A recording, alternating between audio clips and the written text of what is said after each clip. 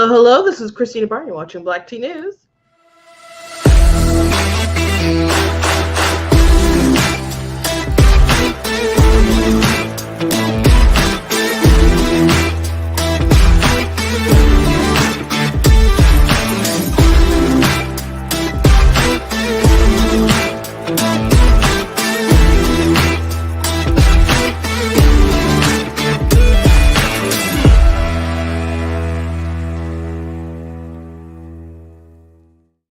Hello, hello. Welcome to Black Tea News. I'm your host, Christina Barr, and today we're going to be talking about the media and the lies that they tell. Oh, the lies, the double standards, etc.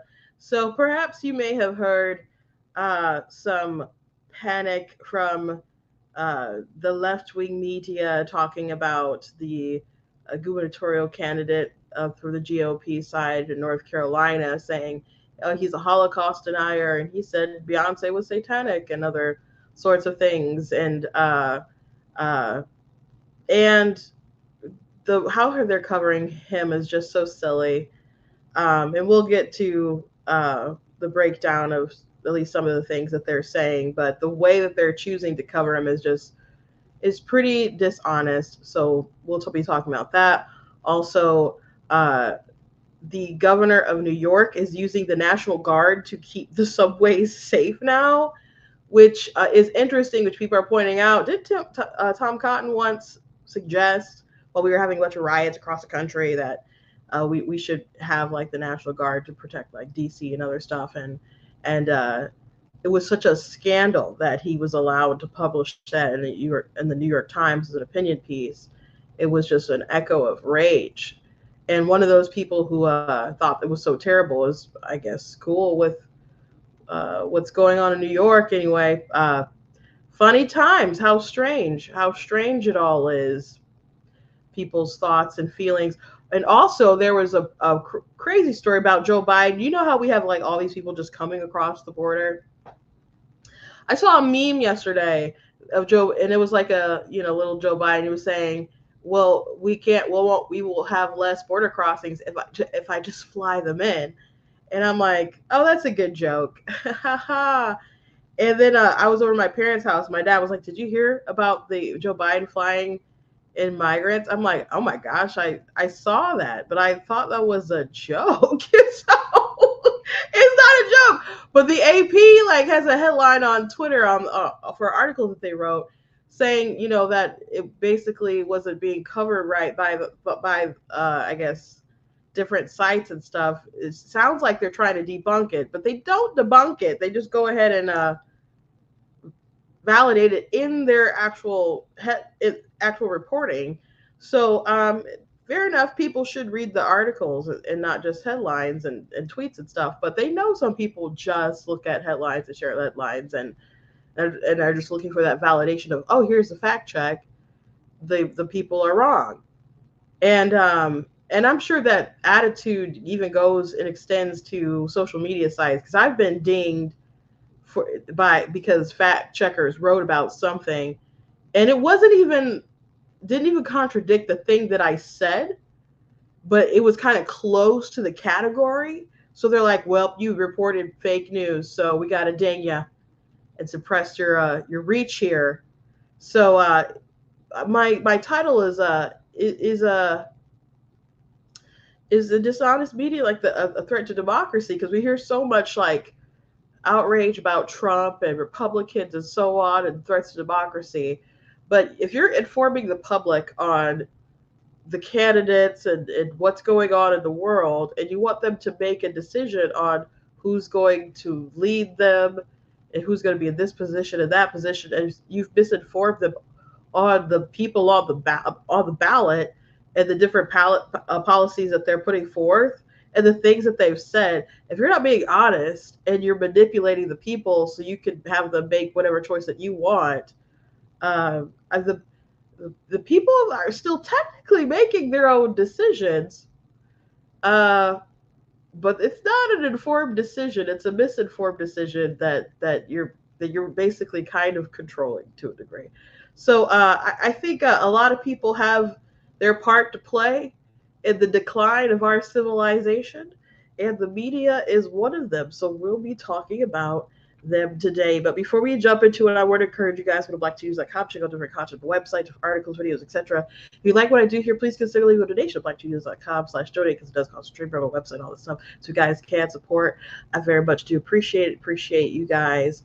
You guys, if you're watching on Facebook, you guys can send stars. Watch on YouTube, you guys can send super chats. You guys can also look at different merch that we have available at blacktonews.com, like Black News Mug. We got different teas and so on. So please check out that stuff. It does support and help the show and everything. And you guys can also check out some of my books that I've written. I have 17 altogether. 2 are nonfiction and the rest are fiction. So I encourage you guys to check that out. Find a good book to read. So before I jump into the big news stories that I just mentioned, I want to try not to spend a lot of time on this. But Libs of TikTok posted a video the other day, and we've been talking about Libs of TikTok because they've been smeared mercilessly by some folks all over the place, but particularly some people on TikTok with some very big followings because of the story of Dagny Benedict, also known as Nex. And people were blaming Libs of TikTok for her death, though there's no evidence that Libs of TikTok inspired some girls to be here to death in a bathroom. That's what people were claiming. When the truth is, well, we don't know the full truth right now, but as of now, it looks, according to Dagny, who's passed away, died, and we still don't know exactly how. But there was a fight. These girls were making fun of her clothes. And they were younger girls than Dagny and her friends, and they made fun of her laugh. So then Dagny threw water on them, and then they got into a fight. And the next day, we're not sure how Dagny died, but the narrative going around was because of right wing rhetoric, due to like Libs of TikTok and their hateful posts and stuff, it has led to her death because they say that she was non-binary. Okay, so if that were the case, I mean, it was not the case. They can't possibly know that. We're still waiting to learn more. But based on the information from the actual person who died, this story doesn't add up in the way that they told. And from what I know, following the story, these people have not apologized for their line of attack. Now, I kept pointing out that Libs of TikTok, what they will literally do is they will find videos that people post themselves and they will repost it. And I think what they do is pretty important. So I'm going to show you an example of something that they reposted that they got from TikTok, and they reposted, and it's not cut up. It's not added with a bunch of commentary. It's literally, they will take a video that someone has already posted on social media, and they will post it on Twitter, where they do have a big following. And sometimes people will go back and find the other video, reply, and whatever, do commentary, like I'm about to do commentary now.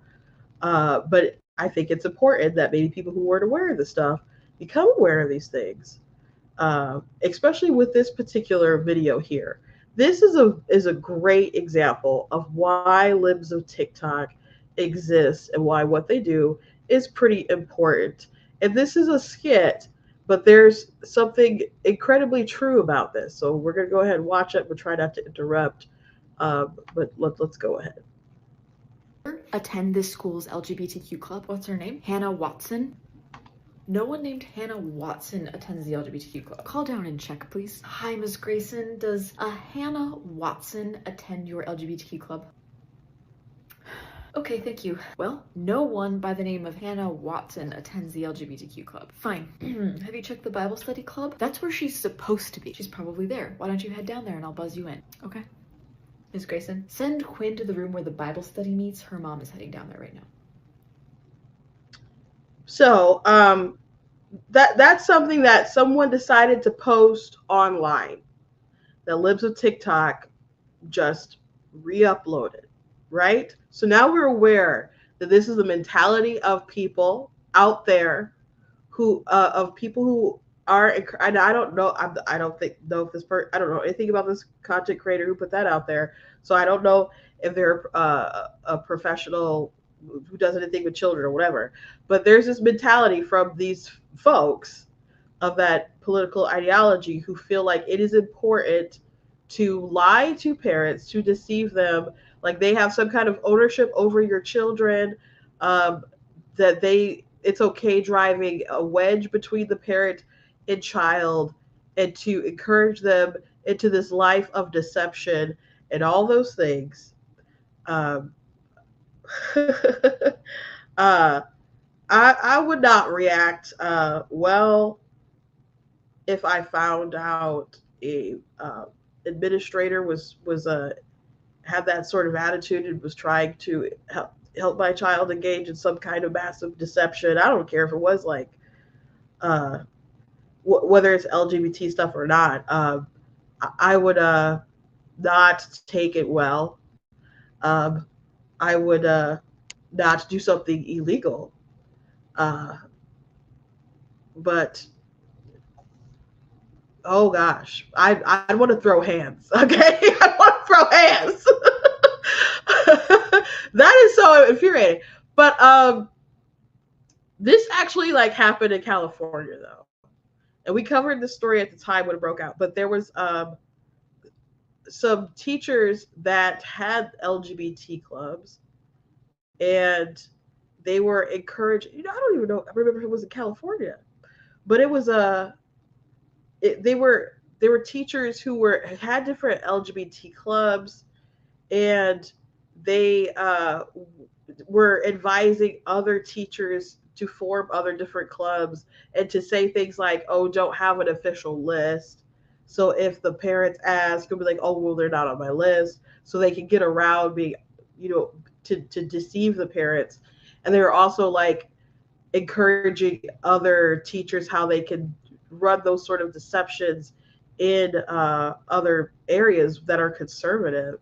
So they're plotting. They're plotting, and it's one of the many reasons that I have kind of no intentions of when I one day, Lord willing, have some children, that I don't plan for them to go to public school, because there's a bunch of wackadoodles out there who are just have evil intentions. This is an evil intention. It doesn't matter that you think that you're doing something good by, I don't know, being inclusive or whatever, or letting the child be their true self. Trying to have this dishonor of the parents, to foster an environment of lies and manipulation. Those things are evil. They're evil. Okay? They're evil. And these are the sorts of things that Libs of TikTok puts out there and exposes. So when people like Jeffrey Marsh or Under the Desk News or whoever comes at Libs of TikTok for their reporting, they're just putting a microscope on our really crazy world so we can see what kind of, awful people lay underneath. What kind of messed up ideology is out there, the threats, the danger that our children face. So I think what they do is important. So I just wanted to show you an example of the crazy things that people voluntarily post on the internet. And something that Libs of TikTok was like, here's something, let me just repost it. And now I'm aware of it, you're aware of it. There are people encouraging teachers and staff members and other folks to go ahead and lie to parents about the whereabouts of their children and the activities that they engage in. When we got punished, man, we were pretty good kids growing up, and but when we would get really, really punished, it was a matter of deception. Because my dad just was like, if there's some kind of emergency or anything like that, I need to look into your eyes and know that I can trust you. So this, whether it's good or bad or whatever, I just need to know that I can trust you. So breaking that trust or going on and being deceptive and stuff, that was not something that was tolerated. We didn't even like to tell white lies for jokes and stuff. We discourage dishonesty. So the idea that there are other adults out there who would want to sow that division with your child, that's infuriating to me. That's infuriating me. Anyway, let's move on. So there's this man running for governor of North Carolina, and people are flipping out. People are flipping out. So MSNBC had some choice words. A lot of people have had some choice words about it. But let's go ahead and look at some of the things that have been said about this man. When you have to say the Holocaust was real and Hitler was evil, both, in a primary ad, you know that this is not a normal primary year. But Mark Robinson is not a normal primary winner. He will be the Republican nominee for governor in North Carolina. He has, in fact, called the Holocaust hogwash. He says Beyonce is satanic. He says the moon landing in 1969 may have been fake. He says the civil rights movement in the 1960s was, quote, crap, and that Martin Luther King was a communist. He also says there is a secret ruling cabal that is part reptile, meaning part human, part reptile. When you have to say... So, first of all, if they're going to start disqualifying people because they've made comments about there being reptiles in our government, I guess I'm just out of luck, because I have been very guilty of saying that about folks like Nancy Pelosi, Gavin Newsom. It's just lizard people ruling us. Now, it's kind of a joke, mostly a joke. You know, you think that there's lizards out there ruling us that have that kind of like high mental capacity or something. So they're just evil human beings. They're just typical evil human beings. We don't need to invent monsters. Human beings are quite monstrous enough. But the lizard people comments, I don't know the origin of that. I'm just going to be charitable and assume that that's probably a joke, kind of a joke, or just kind of a comment. And it's not, they literally thinks that those folks are lizards. As far as some of these other comments, like Beyonce, there's people, he's a pastor, by the way. To hear pastors or anyone spiritual or whatever talk about certain figures or people or whatever doing things that are satanic or demonic, that is not so strange. And I've seen the media go this route before with people, and I don't know the exact reasons off the top of my head why this man said that about Beyonce, but I will tell you some things about Beyonce. Beyonce has a song about putting like the Bible pages up her vajayjay for her like menses or something. That's one of her songs. And I think it's from a poem or something. I don't know if that idea originated with her. But do you think that idea is holy? Or do you think it's kind of more on the lines of being satanic? So when people say things about Beyonce, and I know that maybe they want to defend Beyonce because she's a big figure or whatever, but there's a lot of like deep dive videos on Beyonce. Some of them are a little much, but the sort of content that she puts out some weird stuff sometimes. Like and I've definitely talked about this before, when they had the King album or whatever, Black is King album that they put on Disney Plus, which I thought was not appropriate. I didn't like that at all. But Beyonce had an album that was like a video sort of album, Black is King, that was on Disney Plus. And one of the songs, there was a girl, it was like in the jungle, ain't no Bible, and other comments that were anti-religious or anti-Christian. In the song itself, there was a line about her eyes going all white, and her eyes did go white in the video, and they had like contortionists and stuff in the video, so it kind of looked like a bit of a demonic possession situation going on. So that's, what they decided to make. The song was called Scar. You can look it up. You know, I just kind of question like what's going on there, Beyonce? What's up with that? So people talk about Beyonce being demonic or doing demonic things or doing like if people can't be political figures because they've called some entertainers in the music industry or whatever satanic or demonic from time to time, I guess I'm out. I guess I'm out. You got me with the lizard people, and you got me with Beyonce. I guess we're just out, guys. I guess we're just out. But to some of the more serious accusations, one of them being that he said the Holocaust was hogwash, and that's not true. That isn't true. So there's some context to that. There was a post that he had made. Let me show my screen again. Sorry, I exited out. About gun control. So he was just noting that there were heavy gun ownership restrictions prior to the Nazis taking power.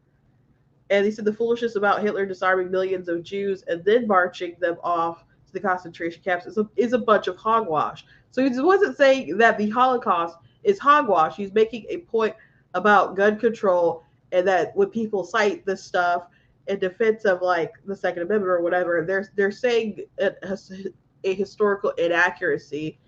And he said, repeating that hogwash makes the conservative argument against the current attempts by liberal Marxists to push unconstitutional gun control measures in this nation look foolish. So you just saying at that point, just debate things in a more accurate sort of manner. Now, there was another accusation about him claiming that that it would have been better to live at a time before women could vote, and that wasn't accurate either. There's an article here by the Federalist that covers some of these accusations from the media. You guys can check out and read, but let me just go through the accusation they wrote here about him. And perhaps of course, they don't like Trumpian sort of pro-Trump candidates. Of course, they don't like black Republican candidates. So there's a lot going against him. They definitely don't like black or just religious, candidates. The sort of things they're saying about him was just crazy. So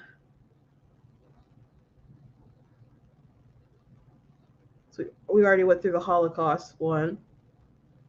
So they cover that. The same thing goes for his comments about the women's suffrage. A reporter named Jennifer Bendry seems to have taken up the Robinson beat at the HuffPo for the sole purpose of misrepresenting him. Once it became clear Robinson would win the primary on Tuesday, Bendry took into Twitter to partially quote something Robinson said in 2020 about the 19th Amendment. I absolutely want to go back to the America where women couldn't vote. And sounds pretty bad, huh? But that wasn't the full quote, which anyone could easily track down, including Bendry, who says she unearthed the video where he says this. That means she also unearthed what Robinson says immediately after the line she quoted, which is this: do you know why? So if there's a line and it's followed by do you know why, it kind of seems like those next lines are kind of important for context. But hey, that's the media for you. They want you to believe a certain thing about a candidate. It's not necessarily that they want to report the truth, right? Right? Which is sad, but that's just the state of things, guys. So he said, do you know why? Because in those days, we had people who fought for real social change, and they were called Republicans, and they were the reason why women can vote today. He goes on to say, I'm a Republican because of the 13th, 14th, and 15th Amendments to the Constitution and the 19th to the Constitution. I'm a Republican because whenever you look at true, honest to God social change for the better, at the top leading the charge is a Republican.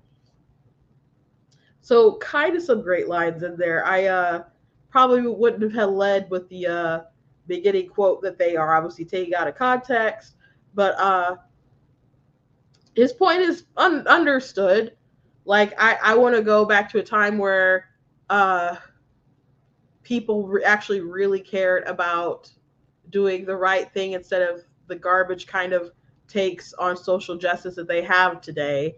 And those people, even if we went back to that time, you'd still have these good people, the Republicans, fighting for the rights of those people, for fairness and justice, etc. So I think that's really the point. So these are some bad people who run the media, but one thing that they're probably concerned about is this man, you know, he's got he can be spitting some bars. So he had a viral moment when he was talking about men and women and gender. So I'm going to go ahead and share that clip, and then we'll move on because there's other media stuff we got to talk about. Here's something else I'm not supposed to say. Ain't but two genders.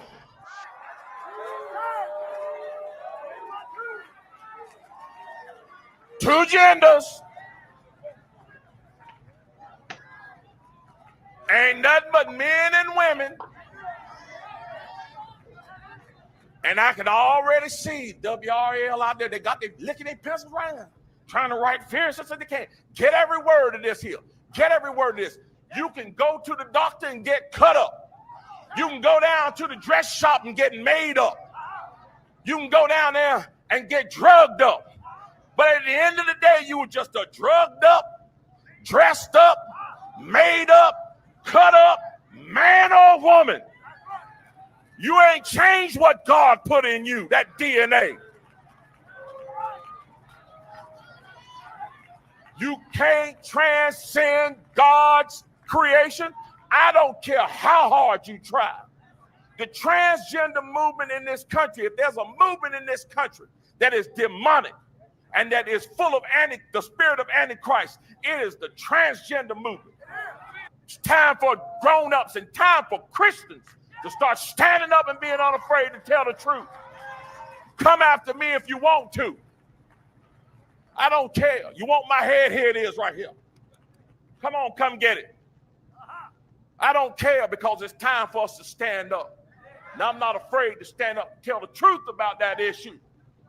They're dragging our kids down into the pit of hell, trying to teach them that mess in our schools. Tell you like this, that ain't got no place at no school. 2 + 2 don't equal transgender. It equals 4. We need to get back to teaching them how to read instead of teaching them how to go to hell. Mm-hmm. Yeah, I said it, and I mean it. Yeah, so something like that probably like just puts fear into a lot of left-wing folks, because I don't care if you go to like a church where everyone's going to vote Democrat and it's mostly black people around, they're going to have a similar reaction to the kind of stuff that he's saying. There are progressive woke churches that you go into that wouldn't like that kind of stuff, but if you go to a typical black church, you know, they may vote Democrat foolishly in uniform, but this kind of stuff they're not down with. They're not down with. So we'll see how that race shapes up, but it's unfortunate how the media behaves time and time again.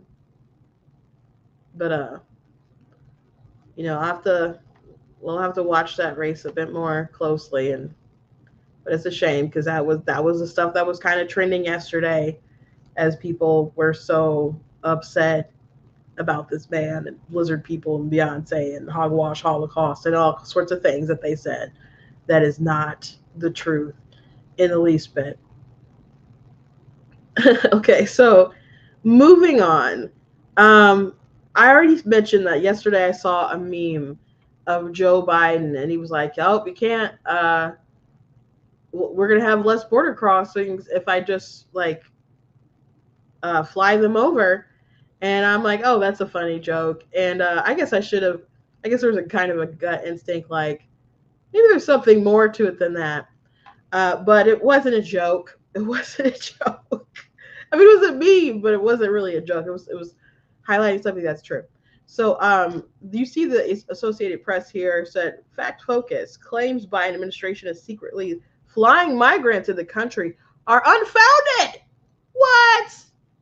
Unfounded?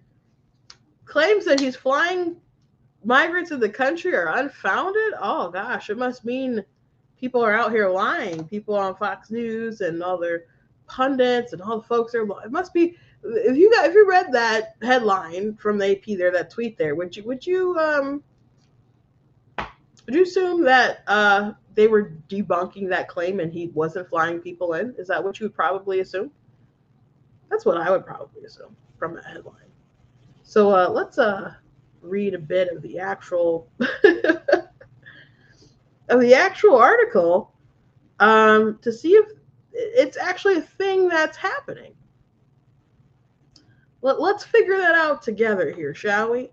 Fact Focus claims Biden administration is secretly flying migrants in the country are unfounded. So that's the actual headline there. It's not just the what they decide to write on Twitter. Okay. So, in his Super Tuesday victory speech, former President Donald Trump elevated false information that had gone viral on social media, claiming the Biden administration has secretly flew hundreds of thousands of migrants into the United States. Many posts sharing the claim referred to a report by the Center for Immigration Studies, a group that advocates for immigration restrictions. It said the administration refused to list individual airports where people arrived under a Biden parole program that allows Cubans, Haitians, Nicaraguans, and Venezuelans to stay in the U.S. for 2 years. U.S. Customs Border Protection each month publishes a number of migrants admitted under the program by nationality. This information is available on its website and the press releases. It does not list arriving airports. Trump said during his speech today, they probably want to know where the arriving airports so they can know where they're coming in. Trump said during his speech, today it was announced that 325,000 people were flown in from parts unknown. Migrants were flown in airplane not going through borders. It was unbelievable. I said that must be a mistake. They flew 325,000 migrants, flew them over the borders and into our country. But migrants are not being flown into the U.S. randomly. So it's happening. So not randomly. Like so you're very much doing it on purpose. Yeah, who said they were randomly doing it? Who said they were doing it randomly? But we see here that they're doing it. Under the Biden policy, in effort since January 2023, up to 30,000 people from Cuba, Haiti, Nicaragua, and Venezuela can enter the country monthly if they apply online with a financial sponsor and arrive at a specified airport. Paying their own way, Biden exercised his parole authority, which under a 1952 law allows him to admit people only on a case-by-case basis for urgent humanitarian reasons or significant public benefit. What's a significant public benefit, I wonder?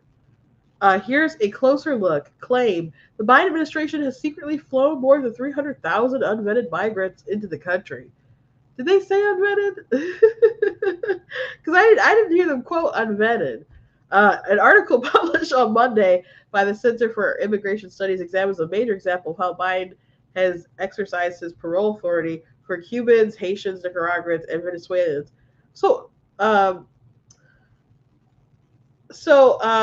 me just read this paragraph and I'll end it there. You guys can read the rest later. Each month, U.S. Customs and Border Protection discloses how many people from these 4 countries were allowed to enter the country. On January 26th, the agency reported that 327,000 were vetted and authorized for travel. There were more than 67,000 Cubans, 126,000 Haitians, 53,000 Nicaraguans, and 81,000 Venezuelans.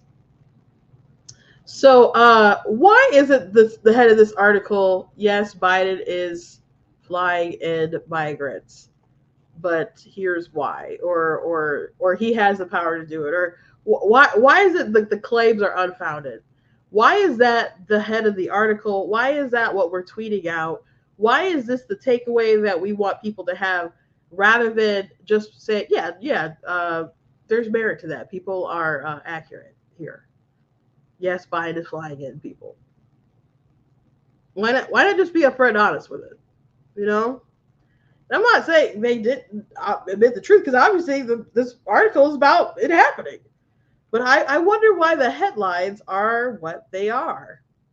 But I wonder. I mean, these people are deeply immoral, and it's obvious what they're doing. Obvious what they're doing. So yes, it is true that they are flying in migrants, and they should, with the fact that we have millions of people coming into the country, and 6 million, the low estimate probably, of people who've come in since Biden has took office and stuff. We don't know how many people who's just crossed over that we're not aware of or whatever, but given that we're kind of I don't know, at the max here with all these folks coming in, you could maybe pump the brakes a bit about folks who you're flying in, for a minute, just till things cool down. But it is what it is, and you decided to do what you decided to do, bruh. The truth is the truth. The truth is the truth, man. Next story that I want to bring to light here is that in New York, and someone had mentioned this in the comments yesterday while we were on, and so Kathy Hochul, who's the governor of New York, she has decided to protect the subways by having the National Guard there, and the police and the other folks are doing bag checks and etc. And when they asked Kathy here, what if people don't want to comply or whatever, she's like, stay home. You don't need to ride. It's a privilege to ride the subway. So it's funny that there's this big turn here all of a sudden here,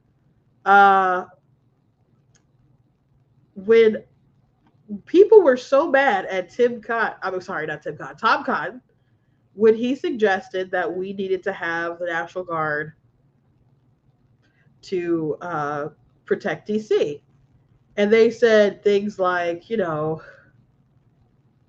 how should opinion pages respond to the right's authoritarian turn? People got in trouble for allowing an opinion by a senator to be published in the New York Times. There's backlash. People had to leave the paper. Racial discrimination and stop and frisk.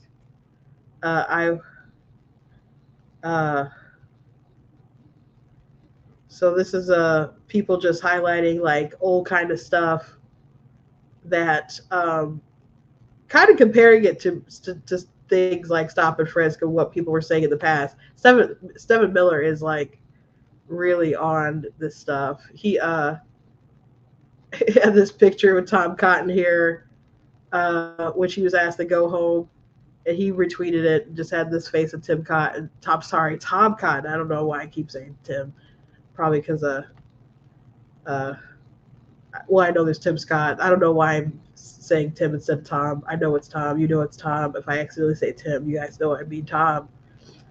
But there was a particular New York Times article that really went in on him, and this person, doesn't seem to be keeping the same energy with this now. So Jonathan Turley wrote about some of the hypocrisy here. So we'll go ahead and read a little bit of that. But this is funny. This is hilarious. Now, I'm glad, on a more serious note, I am glad that they are trying to protect the people there.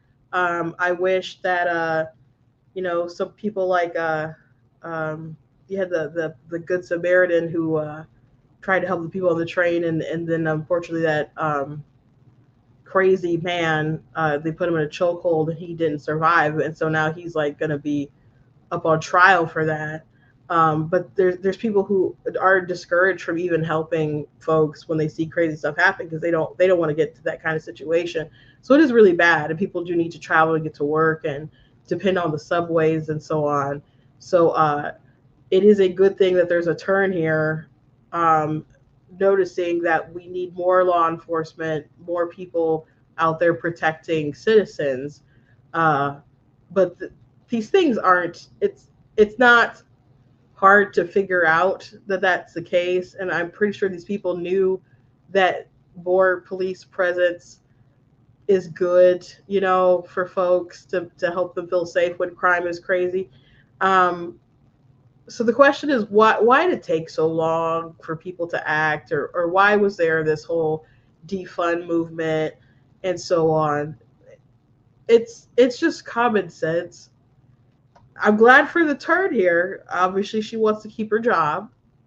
But the most important thing is that good policies are enacted and people are protected. They feel like they can actually go to work and school and come home. But you didn't have to put people in these dangerous situations in the first place. And you could have acted right in the first place. But the hypocrisy around the New York Times and Tom Cotton is funny. So Senator Tom Cotton from Arkansas has a right to be a tad confused. The senator noted the matter-of-fact coverage by the New York Times of the Democratic New York Governor Kathy Hochul's plan to send troops to New York City to crack down on crime. Cotton posted a note that simply read, "Sending in the troops to help restore law and order." His point was that roughly 4 years ago, the newspaper publicly denounced him after running his opinion piece calling for the use of National Guard troops to quell violent riots in Washington. The Cotton column led to editors being forced out after public confessions and recriminations. Now, after Democratic politicians actually ordered such deployment, the Times has offered little more than a journalistic shrug. Hochul announced she will be deploying 750 members of the National Guard to New York City's subway system to assist the New York Police Department, NYPD, in the crackdown on crime, including bag searches and entrances of busy train stations. Mara Gay, and I thought I had saved her headlines. But Mara Gay is one of the people that had this hypocrisy of the New York Times. Then ran a story titled "The National Guard May Make Riders Feel Safer."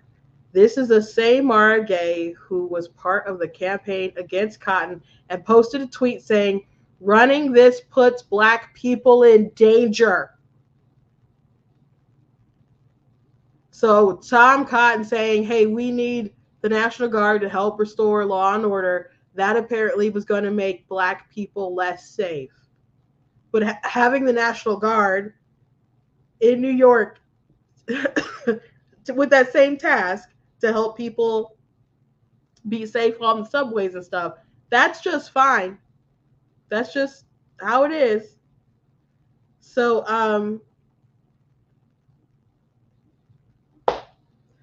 that's the media for you. That's the media for you. But if this was Rudy Giuliani or whoever, they would be, "Oh no, this is wrong," and threat to democracy and making Black people feel unsafe. They'd have those headlines that I just showed you that they had in the past, running them again. But now that it's just a Democrat coming to terms with, like, "Oh yeah, we actually do need to keep our people safe," it's just fine. It's just fine. It's just dandy. It's just the obvious thing that they're supposed to do.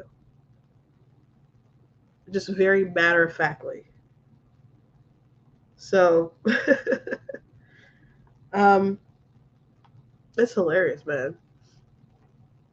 It's all very, very hysterical. Man.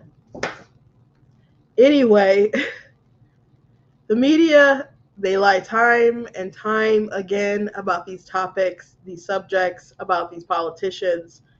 They just act with hypocrisy, and sometimes they're not just dishonest, but they'll suppress information, like with the Hunter Biden laptop situation.